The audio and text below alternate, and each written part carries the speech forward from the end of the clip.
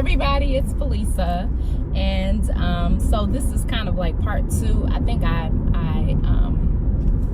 indicated in another vlog, and I don't know, these might be out of order, so I apologize in advance because I'm having some difficulty with my uploads in my home office. But I'm headed to yet another outing, and you know, I'm just very open to dating right now, and so I'm taking you guys on this journey. But I wanted to say this because I am so bothered, not just because of the event that transpired, but by the responses that I've gotten, because yeah.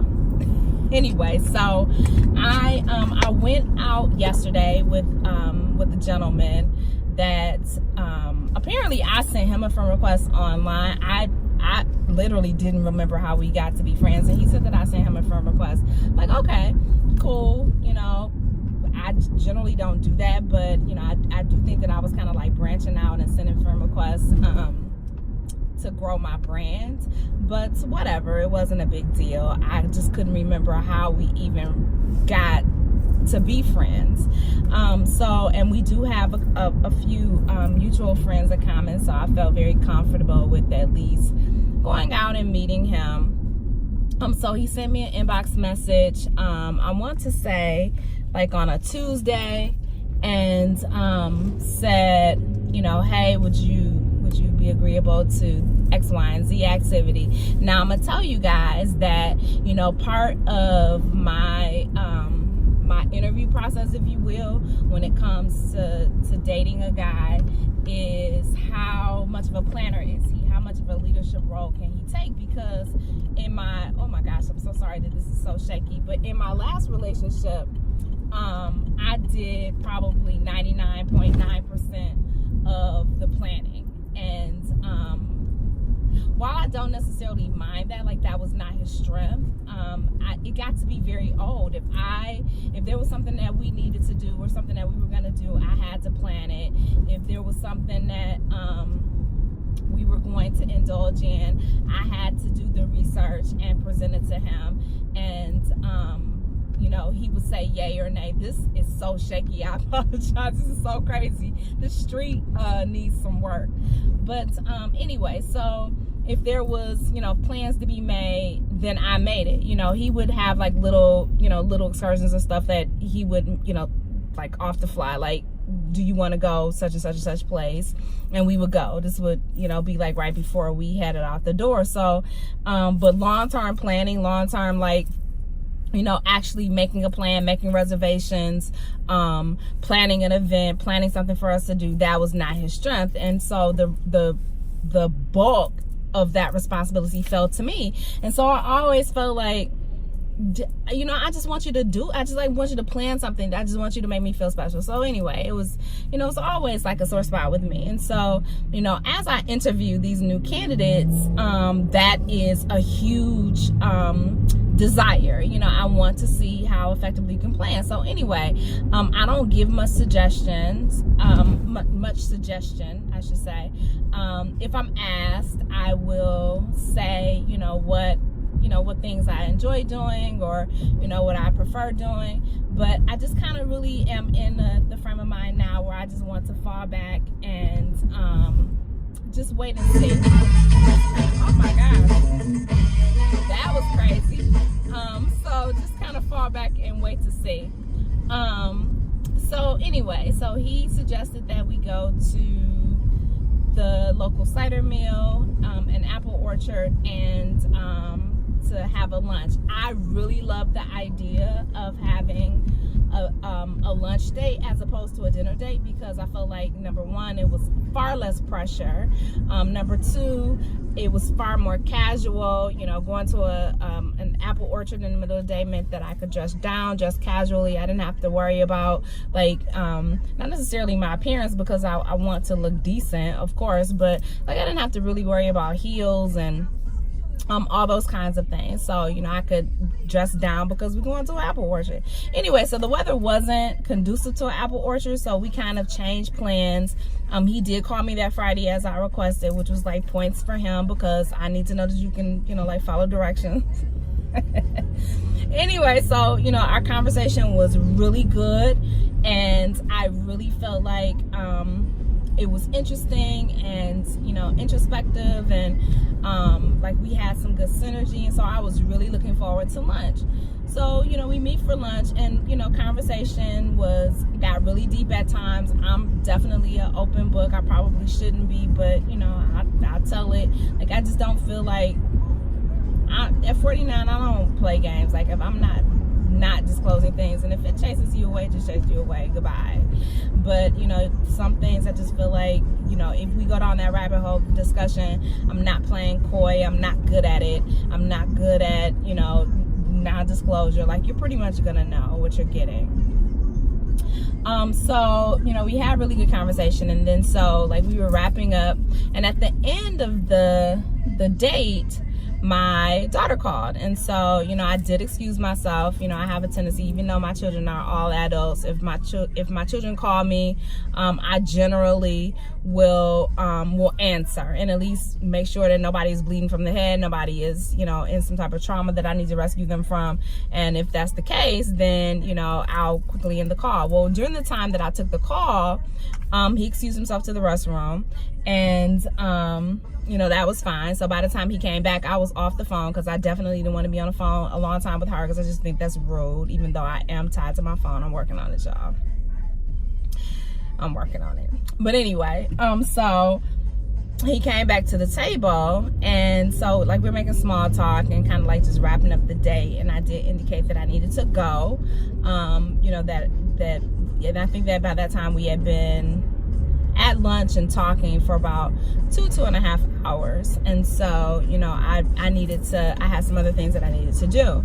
So, you know, as we're wrapping up, he like lifts up and peers over and says something like, I'm trying not to get distracted, nice breasts. So I said, did you just say nice breasts? And he was like, yeah, nice breasts.